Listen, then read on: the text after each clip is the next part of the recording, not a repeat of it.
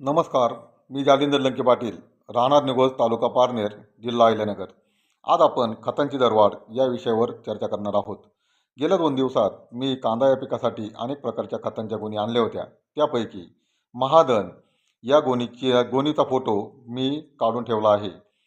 त्या फोटोमध्ये त्या गोणीची ॲक्च्युअल किंमत ₹2,991.75 दाखवण्यात आली आहे आणि त्याच्यावर गव्हर्नमेंटची सबसिडी ₹1,091.75 देण्यात आली आहे.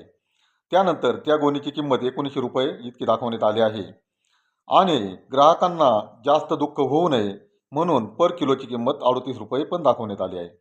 त्यानंतर त्या गोणीवर आपले लाडके पंतप्रधान नरेंद्रजी मोदी यांचा फोटो छापण्यात आला आहे.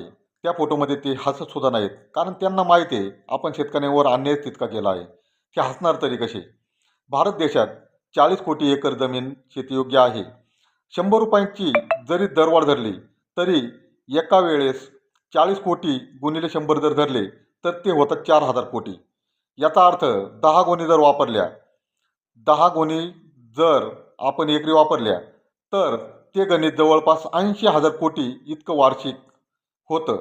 शेतकऱ्यांची आतोनात लूट या सरकारने चालवलेली आहे. 2014 रोजी या गोणीची किंमत 500 ते 600 रुपयांच्या दरम्यान होती.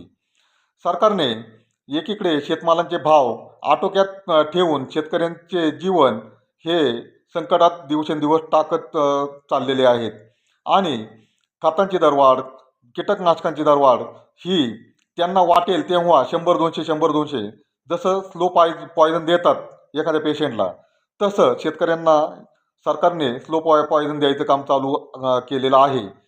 सरकारने ही खतांची दरवाढ पाठीमागे घ्यावी आणि शेतकऱ्यांना दिलासा द्यावा असं मला वाटतं. सौगंध मुझे इस मिट्टी की, मैं ये देश नहीं मिटने दूंगा. जय जवान जय किसान.